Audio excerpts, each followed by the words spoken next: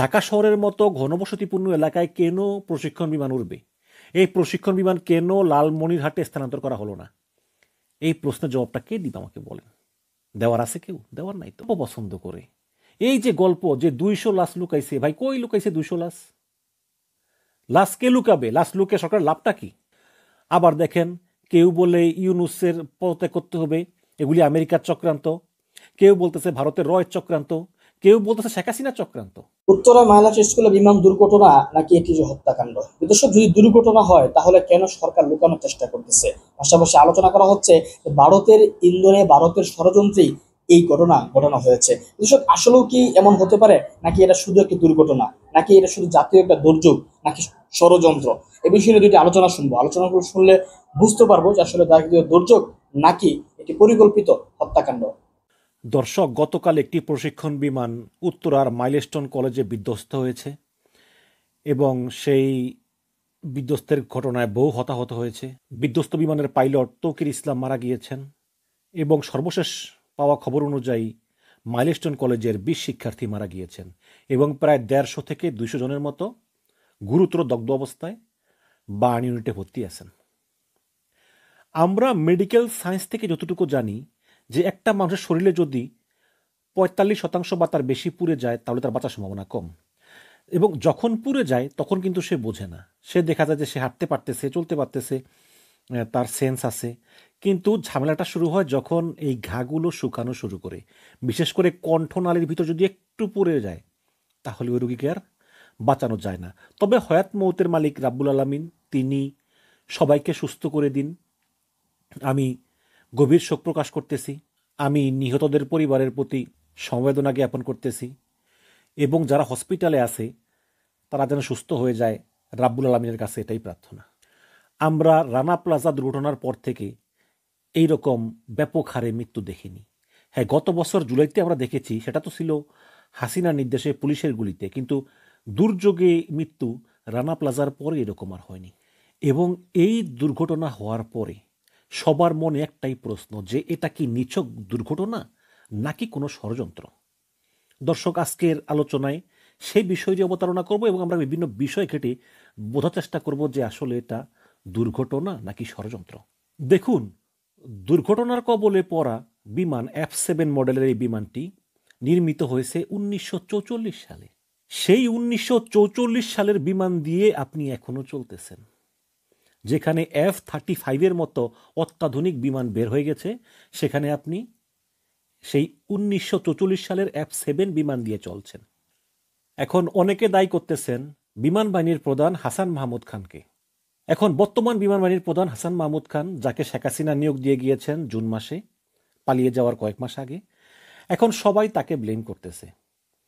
তিনি নাকি দুর্নীতি করেছেন, স্বজনপ্রীতি করেছেন, তিনি নাকি আজকে 200 বাচ্চা মারা গিয়েছে সেই বাচ্চাদের লাশ গুম করেছেন। আমি দায়িত্ব নিয়ে আপনাদেরকে বলতে পারি যে একটা বাচ্চার লাশও গুম হয়নি। প্রত্যেকটা লাশ দেওয়া হয়েছে এবং প্রত্যেকটা আহতকে বার্ন ইউনিটে নিয়ে যাওয়া হয়েছে।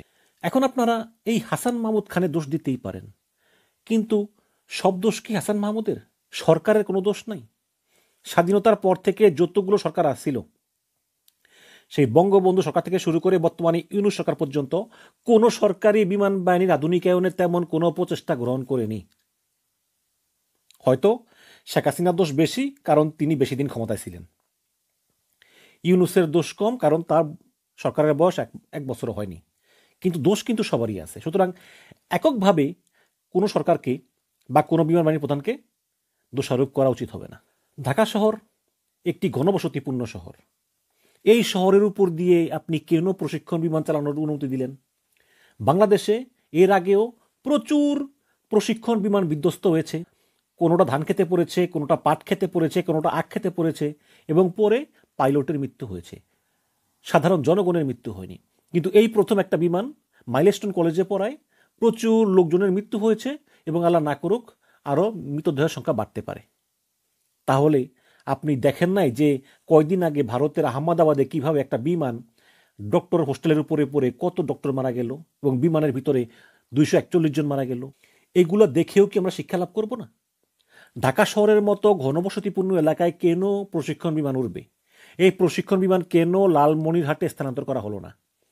এই প্রশ্নের জবাবটা কে দিবে আমাকে বলেন? দেওয়ার আছে কেউ? দেওয়ার নাই তো। আজকের ঘটনা এতই বীভৎস যে আমি আহত নিহত এদের দিকে তাকাতেই পারতেছি না। আমার মানে মাথা নষ্ট হয়ে যাচ্ছে যে কিভাবে সম্ভব এগুলো।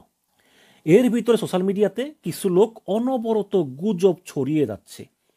অনেকে এমন এমন পিকচার দিচ্ছে সোশ্যাল মিডিয়াতে যেগুলোর সঙ্গে বাস্তবে মাইলস্টোন কলেজের বিমান দুর্ঘটনার কোনো সম্পর্ক নাই, এগুলো ভিন্ন ভিন্ন। এবং কিছু পোলাপাইন তাৎক্ষণিক এআই দিয়ে ভিডিও বানিয়ে আপলোড দেওয়া শুরু করতেছে এবং মানুষ গণহারে শেয়ার করতেছে, দেদারসে শেয়ার করতেছে মানুষ। এবং আমাদের বাঙালিদের টেকনোলজিক্যাল জ্ঞান এত নিম্ন পর্যায়ের যে তারা কোনটা এআই কোনটা বাস্তব এগুলিও তারা বুঝতে পারে না। তারা সুযোগ পেলেই সমালোচনা করে, সুযোগ পেলেই হুমড়ি খেয়ে পড়ে। সোশ্যাল মিডিয়াতে এমন বহু পেজ আছে, এইসব পেজগুলো অনবরত গুজব ছড়ায়। তেমনই একটা পেজ অ্যানোনিমাস মেইন পেজ। তো এই অ্যানোনিমাস মেইন পেজে তারা এটা ইংলিশে লেখে এবং এটা বাংলাদেশ ভিত্তিক না, এটা ওই আফ্রিকান ভিত্তিক একটা ফেসবুক পেজ। ওরা প্রতিদিন বলে যে আজকে অমুক জায়গায় বিল্ডিং ভেঙে পড়বে, কালকে তমুক জায়গায় প্লেন ভেঙে পড়বে, একটা না একটা মিললেই যায়। ওই যে এক গ্রামে দুই ভাই ছিল, এক ভাই বলতো আজকে বৃষ্টি হইব, আর এক ভাই বলতো আজকে বৃষ্টি হইব না, এক ভাই না এক ভাইয়ের কথা মিলতোই। তো এরকম একটা অ্যানোনিমাস পেজ তারা লিখেছে যে এই school building will collapse, leaving lots of kids lifeless, we see a terrible disaster fast coming, this will be as a result of poor maintenance. মানে এইটা পুয়ার মেনটেনেন্সের কারণে হইব, বিমান দুর্ঘটনার কারণে এটা কিন্তু বলে নাই। Maintenance on the building, we shall do everything in our power to avert this terrible catastrophe we have seen coming. তো এগুলো হচ্ছে আপনার এই যে ধান্দাবাজ আছে না, ধান্দাবাজ, ওরা নাকি চেষ্টা করতেছে যাতে এটা না ঘটে। কিভাবে চেষ্টা করতেছে? তো এইরকম প্রচুর পেজ আপনি সোশ্যাল মিডিয়াতে পাবেন। এই পোস্ট তারা যেদিন করলো সেদিনই যদি বিশ্বের কোনো একটা জায়গায় ওই রিলেটেড কোনো দুর্ঘটনা ঘটে এবং তারা ফেসবুকে যে পোস্ট করে যে বিমান দুর্ঘটনার কবলে পড়বে বা স্কুল দুর্ঘটনা কবলে পড়বে বা বিল্ডিং ধসে পড়বে, যদি বিশ্বের কোনো জায়গায় ঠিক সিমিলার কোনো দুর্ঘটনা ঘটে তাহলে তারা সেটার ক্রেডিট নেয় বলেছিলাম না। এবং তারা অনবরত এইসব পোস্টগুলো দিয়েই যায়। কিন্তু মনে করেন যে পুরো বছর ধরে এরকম ভুয়া পোস্ট দিলে একদিন না একদিন তো মিলেই, তাই না? সেটাই হয়েছে এখানে। এবং এটা নিয়েই মনে করেন আমাদের বাংলাদেশিরা গুজবের বন্যা, ভাই কিভাবে সম্ভব, ভাই কিভাবে সম্ভব, এরা কিন্তু এটা বলছিল ভাই এটা ইংলিশে লেখছে একটা ফেক পেজ। এই ফেক পেজ প্রতিদিন 10-12টা করে পোস্ট দেয় যে আজকে বিমান পড়বে, আবার একই পেজে কতক্ষণ পরে বলবে আজকে বাড়ি ভেঙে পড়বে, আবার বলে আজকে লঞ্চ ডুববে, ইত্যাদি ইত্যাদি। বাঙালি সবসময় গল্প পছন্দ করে। এই যে গল্প যে 200 লাশ লুকাইছে, ভাই কই লুকাইছে 200 লাশ? লাশ কে লুকাবে? লাশ লুকে সরকারের লাভটা কি? আবার দেখেন কেউ বলে ইউনুসের পদত্যাগ করতে হবে, এগুলি আমেরিকার চক্রান্ত। কেউ বলতেছে ভারতের রয়ের চক্রান্ত, কেউ বলতেছে শেখ হাসিনার চক্রান্ত। ভাইরে এগুলো কারো চক্রান্ত না, আমি দায়িত্ব নিয়ে বলছি এগুলো কারো চক্রান্ত না। এটা একটা যান্ত্রিক দুর্যোগ এবং এই যান্ত্রিক দুর্যোগের কারণেই এই ঘটনা ঘটেছে। বাংলাদেশের এই মুরিটিন মার্কা বিমানগুলোর কোনো মেনটেনেন্স করা হয় না। এই বিমানগুলো চলে আল্লাহ চালায় বলে, ওই যে বলে না যে আল্লাহর মাল আল্লাহ চালায়। এই বাংলাদেশের এই প্রশিক্ষণ বিমানগুলো হচ্ছে আল্লাহর মাল। এগুলো কখনোই মেনটেন করা হয় না। এগুলো প্রতিদিন চালায়, চালানোর পর রেখে দেয়, আবার চালায়, আবার রেখে দেয়, আবার চালায়, আবার রেখে দেয়। তা না হলে 1944 সনে আবিষ্কৃত হওয়া যে বিমান, সে বিমান কি এখনো চলার কথা না তো, কিন্তু সেই বিমানই চলতেছে। আজকে দুর্ঘটনার পরেই জামাতের আমির ডক্টর শফিকুর রহমান এবং বিএনপির মহাসচিব মির্জা ফখরুল ইসলাম আলমগীর গিয়েছেন। আমি মনে করি ওনাদের যাওয়া ঠিক হয়নি, ওনাদের সঙ্গে আরও অনেকে গিয়েছেন এবং এতে কিন্তু বার্ন ইউনিটের স্বাভাবিক কার্যক্রম ব্যাহত হয়েছে। কারণ একটা রোগীর শরীরের চামড়া যখন পুড়ে যায় তখন সেখানে ইনফেকশনের সম্ভাবনা বেশি থাকে এবং সেই ইনফেকশন যত বেশি মানুষ যায় ততই বেশি ইনফেকশন ছড়ানোর সম্ভাবনা থাকে। এটা ওনাদের মতো সিনিয়র নেতাদের বোঝা উচিত ছিল। যাই হোক, গিয়েছে। আমাদের আরও সাবধান হতে হবে।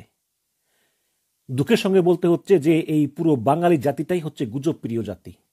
আপনি ইউটিউবে দেখবেন যারা ভালো সংবাদ প্রচার করে তাদের ভিউ হয় না, যারা গুজব প্রচার করে তাদের মিলিয়ন মিলিয়ন ভিউ।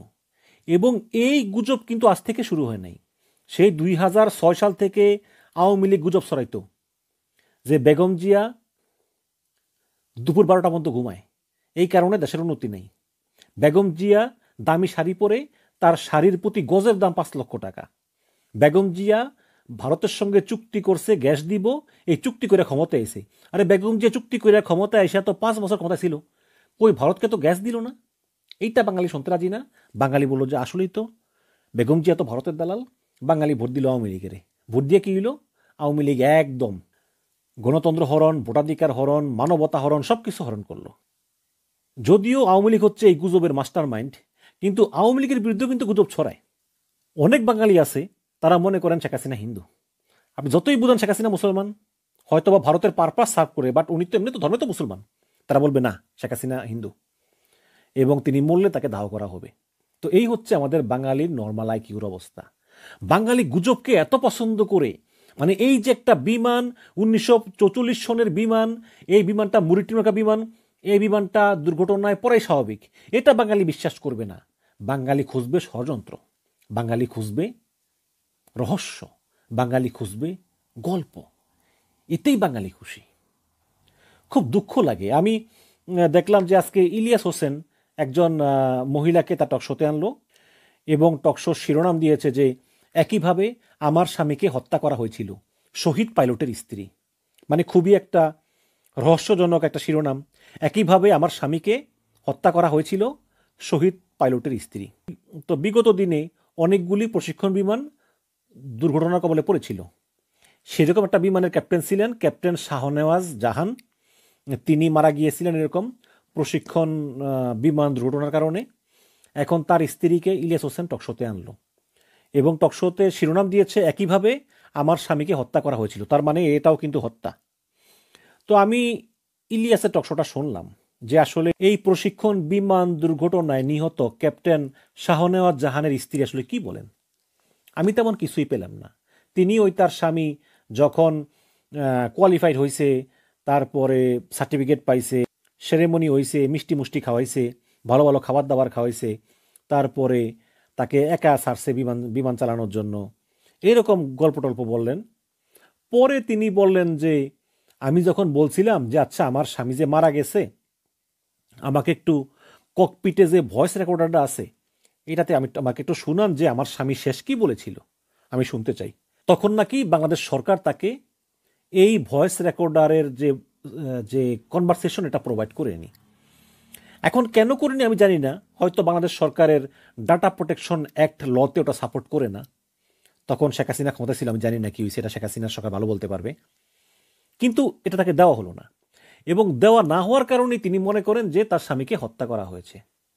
এবং তিনি ইলিয়াস হোসেনের লাইভে গেলেন এবং ইলিয়াস হোসেন শিরোনাম করলেন যে একইভাবে আমার স্বামীকে হত্যা করা হয়েছিল। মানে কিভাবে? আজকে যেভাবে এই পাইলট তৌকির রহমান মারা গেল। আমি এর বাইরে আর কোনো তথ্য পেলাম না। ইলিয়াস হোসেন এই মহিলাকে এনে প্রায় 1 ঘন্টা লাইভ করলেন। আমি পুরো লাইভ দেখে আমি কোনো তথ্য পেলাম না।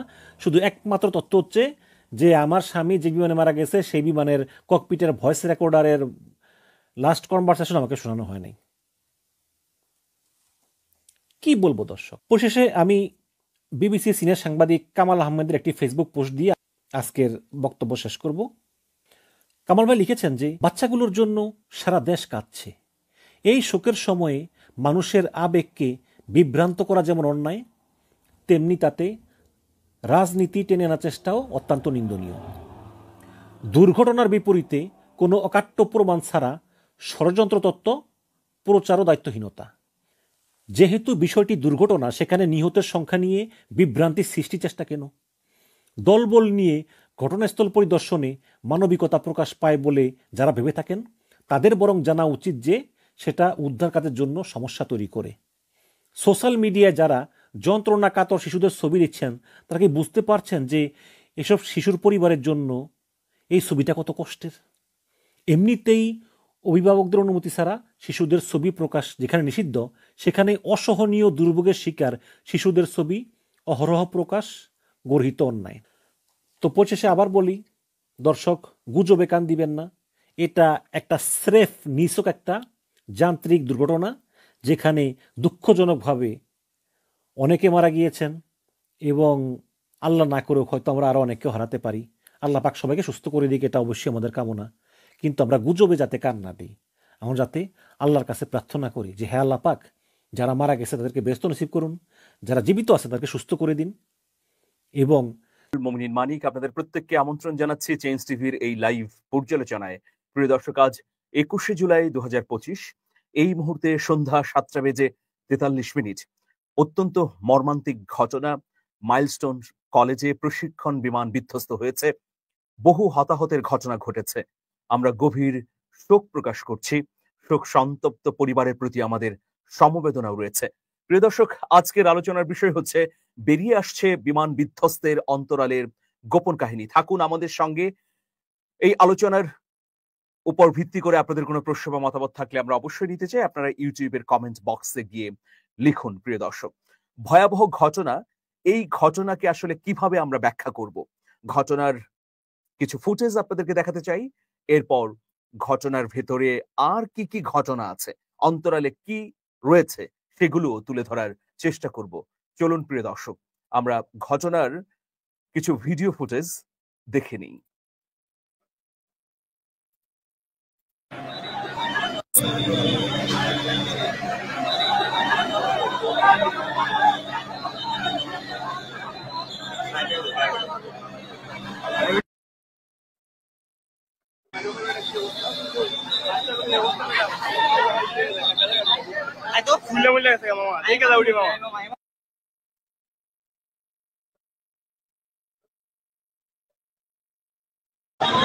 রাকি, আয় রাকি।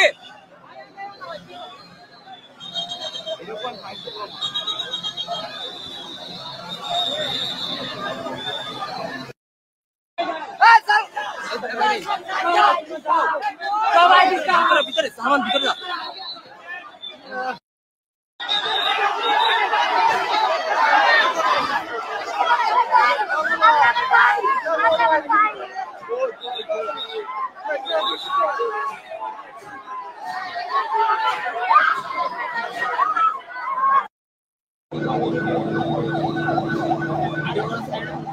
हाँ सब वीडियो है। हाँ पिक्चर वाले वीडियो আছে।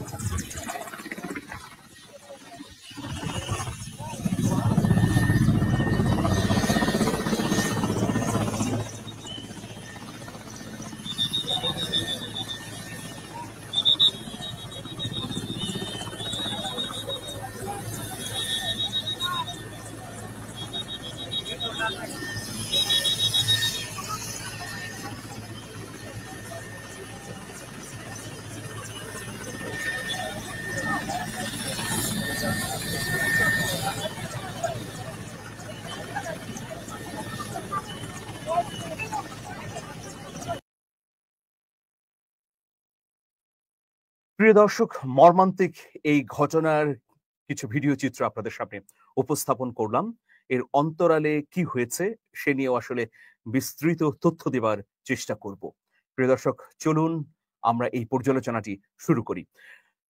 ইতোমধ্যে আইএসপিআর এই ঘটনায় একটা বিবৃতি দিয়েছে, কারণ এই ঘটনার পেছনে আরো কি কি বিষয় আছে তা নিয়ে অনেক ডালপালা গজিয়েছে। সুতরাং আইএসপিআর এর এই বিবৃতিটিও আপনাদেরকে জানাতে চাই। রাজধানীর উত্তরায় মাইলস্টোন স্কুল অ্যান্ড কলেজ ক্যাম্পাসে বাংলাদেশ বিমান বাহিনীর প্রশিক্ষণ বিমান বিধ্বস্তের ঘটনায় এই আলোচনার এই মুহূর্তে 19 জন মারা গেছেন এবং 164 জন আহত হয়েছেন বলে আপডেট তথ্যে জানা গেছে। সোমবার এক বিজ্ঞপ্তিতে এ তথ্য জানিয়েছে আন্তঃবাহিনী জনসংযোগ পরিদপ্তর আইএসপিআর।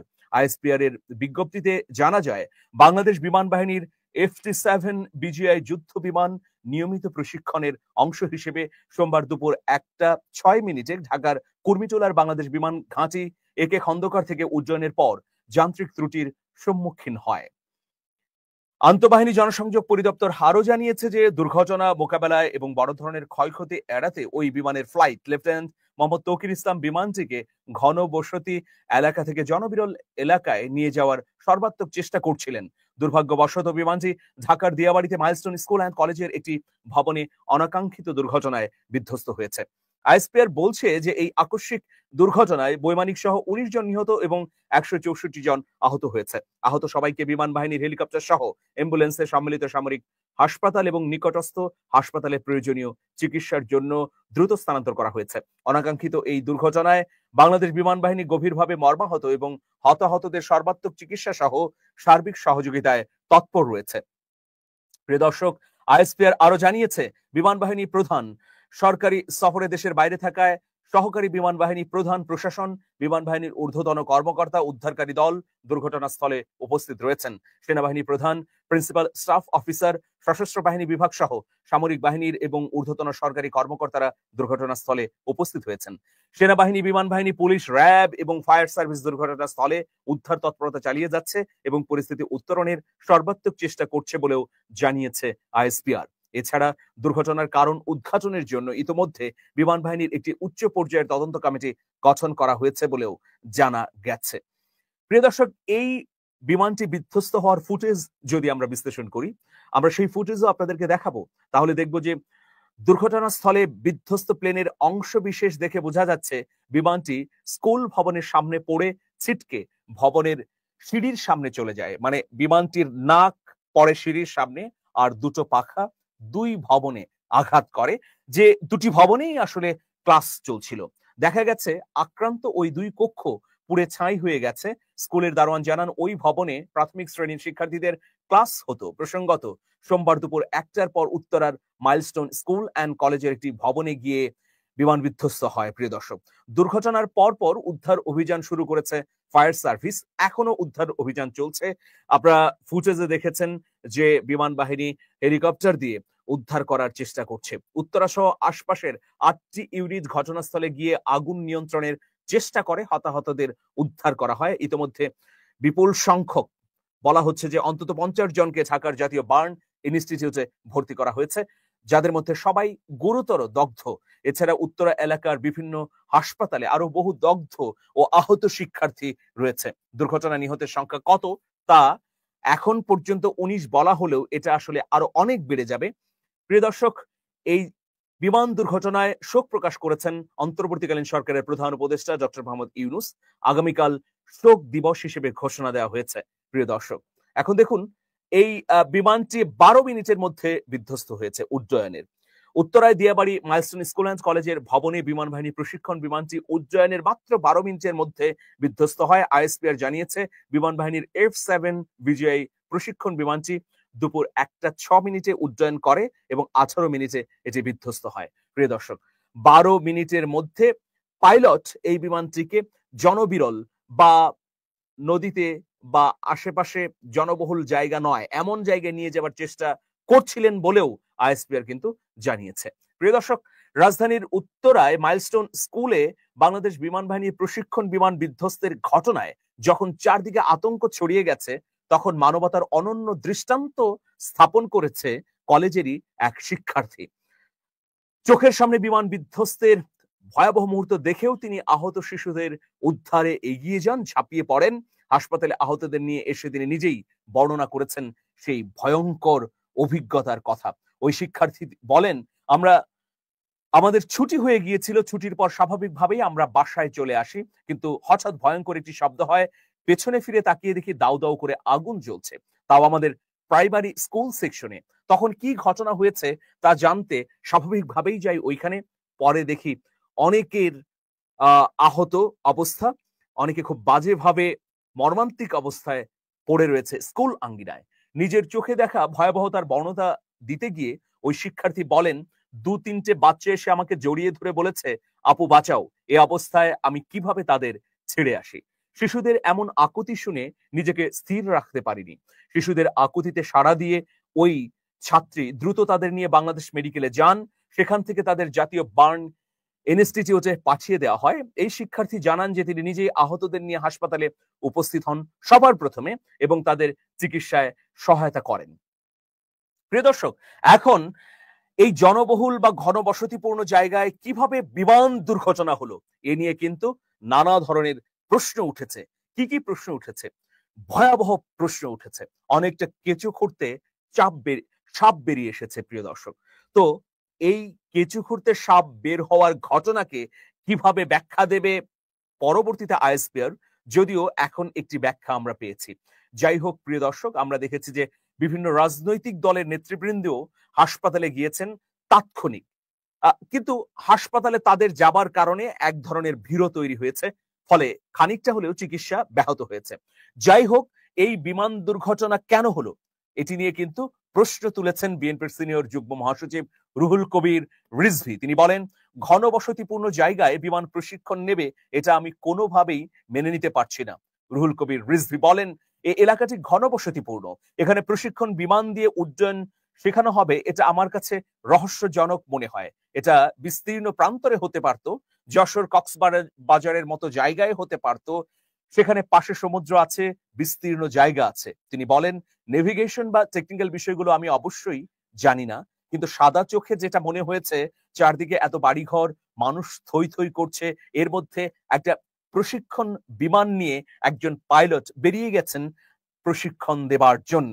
এটা নিয়ে প্রশাসন, সরকারের গুরু দায়িত্বে যারা আছে তারা অবশ্যই খতিয়ে দেখবেন। দায়িত্ব অবহেলা করলে প্রতিনিয়ত মানুষের জীবন এভাবেই বিপন্ন হবে বলে আশঙ্কা করেন রুহুল কবির রিজভী। রিজভী বলেন, দুর্ঘটনা বলে কই আসে না, এটা হতে পারে, কিন্তু আমরা যদি আগাম প্রস্তুতি রাখতে পারি, বিমানবন্দরের পাশে কি ধরনের লোকালয় গড়ে উঠবে তার পরিকল্পনা থাকা উচিত।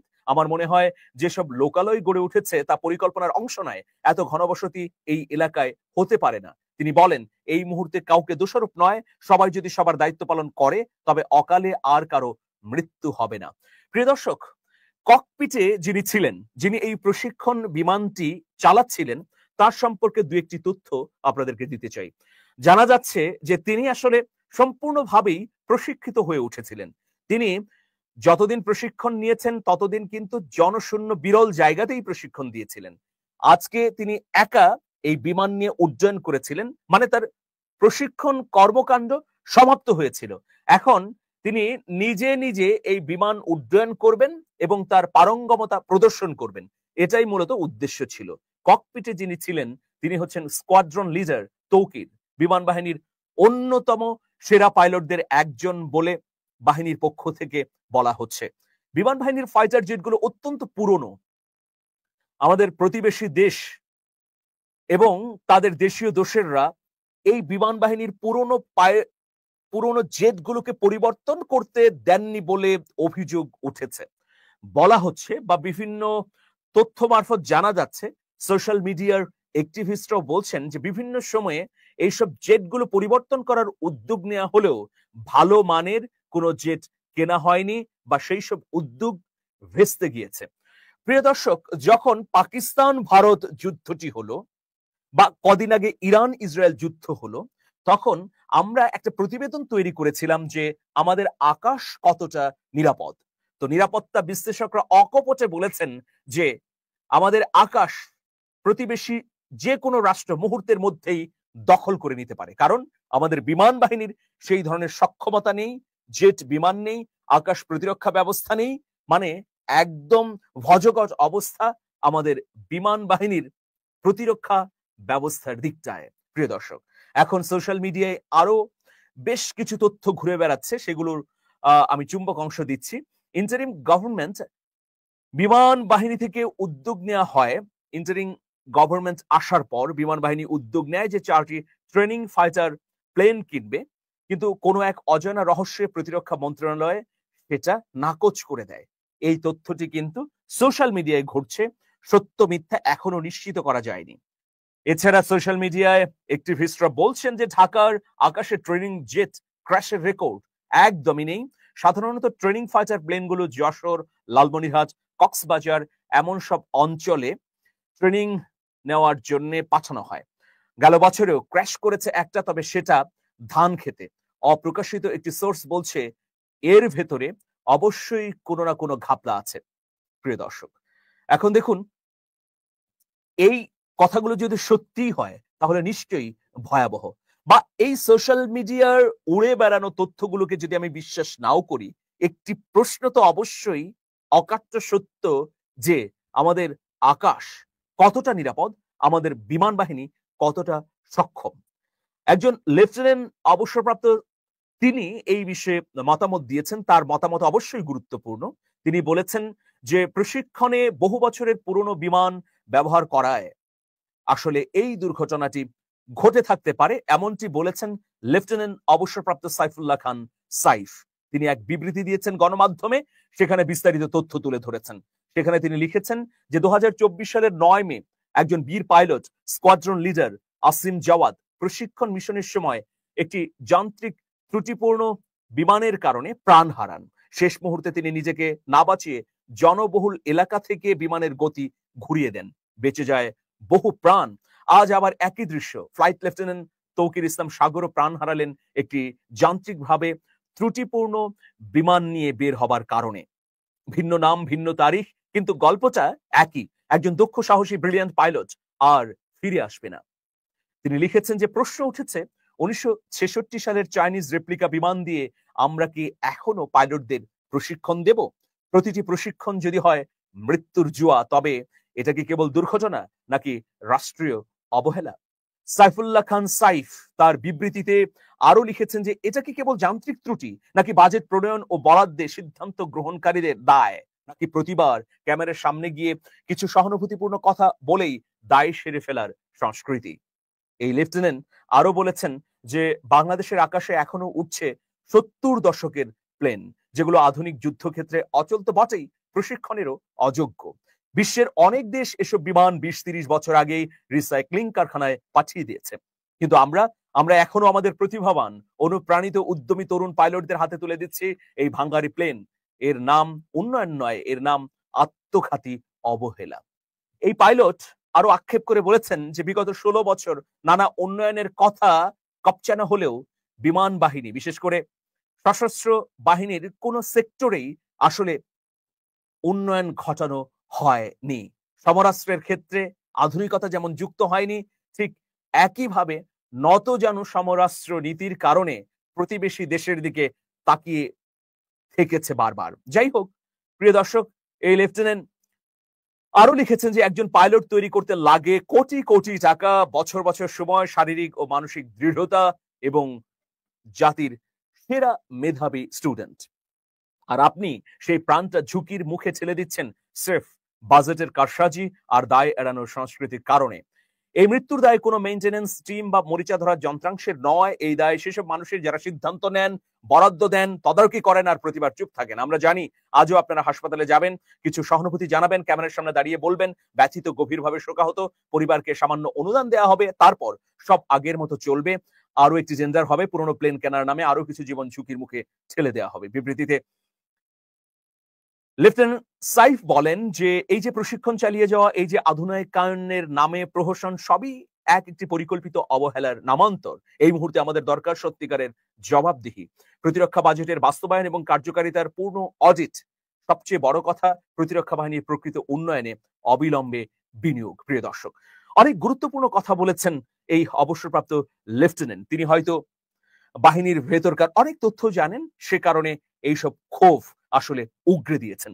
প্রিয় দর্শক, আমরা দু একটি ফুটেজ বিশ্লেষণ করতে যাই, স্টিল ছবি সামনে রেখে আপনাদেরকে দেখাতে যাই যে আসলে এখানে আমরা কি দেখতে পাচ্ছি। প্রিয় দর্শক,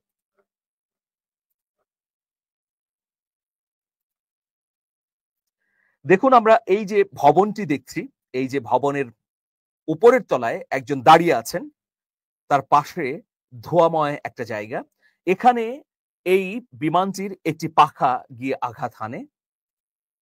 এরপর দেখুন, এটি হচ্ছে বিমানের নাক, একদম সিঁড়ির কাছাকাছি গিয়ে এই যে বিমানের সামনের যে অংশ সেটি বিধ্বস্ত হয়।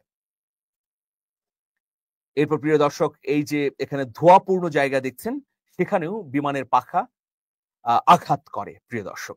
তো এই যে বিমানটি বিধ্বস্ত হলো, এখন বিধ্বস্ত হওয়ার পর হয়তো নানা ধরনের পর্যালোচনা করা হবে, কিন্তু যে যে খাত রয়েছে, যে খাতগুলোর কারণে দুর্ঘটনা যে কোনো মুহূর্তে ভয়ঙ্কর ভাবে আমাদের সামনে উপস্থিত হতে পারে, সেই বিষয়গুলোতে আমরা কি কখনো নজর দিই? আমরা কিন্তু বহু ভবন আগুনে ভস্মীভূত হতে দেখেছি, আমরা সেটা জানি। তাজরিন গার্মেন্টের কথাই বলি অথবা বনানীর দুর্ঘটনার কথাই বলি না কেন, এই যে যখন ভবনগুলো নির্মিত হয় বা যে কোনো খাতে পরিকল্পনা গ্রহণ করা হয়, তখন দুর্ঘটনা এড়াবার জন্য কি যথাযথ ব্যবস্থা গ্রহণ করা হচ্ছে? হচ্ছে না, উদ্যোগও নেওয়া হচ্ছে না। আমাদের প্রতিরক্ষা বাহিনীতে কি কি ঘাটতি রয়েছে, কি কি অসঙ্গতি আছে, সেগুলোকে দূর করার কি উদ্যোগ নেওয়া হয়েছে গত 20 বছরে? পর্যালোচনা করলে দেখা যাবে হয়তো কিছু প্রণোদনা দেওয়া হয়েছে, চাকরির সুযোগ সুবিধা দেওয়া হয়েছে, কিন্তু প্রতিরক্ষা, সমরাস্ত্র, নিরাপত্তার জন্য যা যা প্রয়োজন তা কিন্তু করা হয়নি। কদিন আগেও আমার দেশে একটি তথ্য প্রকাশিত হয়েছে, আমিও সেই বিষয় নিয়ে পর্যালোচনা করেছি, যে সেনাবাহিনীর শিক্ষা প্রতিষ্ঠানে এখনো ভিনদেশী ব্যক্তিবর্গ কর্মরত রয়েছে। কি ধরনের ভয়াবহ ঘটনা! আমাদের নিরাপত্তা বাহিনীগুলোকে যদি আরো আরো অগ্রগতির দিকে না নিয়ে যাওয়া হয়, তাহলে আমাদের স্বাধীনতা, সার্বভৌমত্ব এবং আমাদের যারা অতন্দ্র প্রহরী, তাদের জীবন আমরা কিভাবে রক্ষা করব? আজকে একজন পাইলটের জীবন যেমন বিপন্ন হয়ে গেল, সেই সঙ্গে সাধারণ একদম নিষ্পাপ কচি মুখ, তাদেরও জীবন বিপন্ন হলো। আমরা মহান আল্লাহর দরবারে আমরা প্রত্যাশা করছি যে আল্লাহ, আপনি নিশ্চয়ই রক্ষাকর্তা, আপনি আহত নিষ্পাপ শিশুগুলোকে দ্রুত সুস্থ করে দিন, আর নিহতদের শহীদি মর্যাদা দান করুন। এরা কচি মুখ, মায়াবী তাদের হৃদয়, কোমল শরীর, এদের কোনো অপরাধ ছিল না। এরা ভয়াবহ দুর্ঘটনার শিকার। যে পরিবারের সন্তান মৃত্যুবরণ করেছে, তারা প্রচন্ড ভাবে শোকাহত, তাদের সান্ত্বনা দেওয়ারও আসলে আমাদের ভাষা নেই। কিন্তু এর দায় আসলে কারা বহন করবে, সেটা অত্যন্ত গুরুত্বপূর্ণ প্রিয় দর্শক। এর দায় যদি আমরা বহন না করি, তাহলে অনন্তকাল ধরে এই ধরনের ঘটনা ঘটতেই হবে প্রিয় দর্শক। এই পাইলটটিকে আসলে সিএমএইচ এর আইসিইউতে রাখা হয়েছিল। কিছুক্ষণ আগে চিকিৎসাধীন অবস্থায় পাইলট তৌকির মৃত্যুবরণ করেছে প্রিয় দর্শক। আগামীকাল রাষ্ট্রীয় শোক ঘোষণা করা হয়েছে, কিন্তু রাষ্ট্রীয় শোক ঘোষণার মধ্য দিয়েই কেবল সীমিত বা সীমাবদ্ধ রাখলে হবে না। অবিলম্বে অন্তর্বর্তী সরকারকে আগামী 7 দিনের মধ্যে তদন্ত করে এর কারণ বের করতে হবে। জেট কেনার জন্য যে উদ্যোগ, দর্শক আলোচনা শুনে বুঝতে পেরেছেন, আসলে এটা আমিও এটা ভাবতে চাই, এটা একটা জাতীয় দুর্যোগ। কারণ এটা পরিকল্পিত ভাবার কোনো কারণ নেই। এমন একটা ঘটনা ভাবে ঘটাবে পরিকল্পনা ভাবে, এটা সম্ভব না, আসলে আমি মনে করি সম্ভব না। তবে ভারতের কারণে আমাদের দেশে এই অসম্ভবের যে কথাগুলো, সেগুলো বিশ্বাস করতে হয় যে ভারত এগুলো করতে পারে আমাদের দেশকে অস্থিতিশীল করার জন্য। দর্শক আলোচনাগুলো শুনেছেন, শুনে আপনার ব্যক্তিগত মতামত অবশ্যই কমেন্ট বক্সে কমেন্ট করবেন।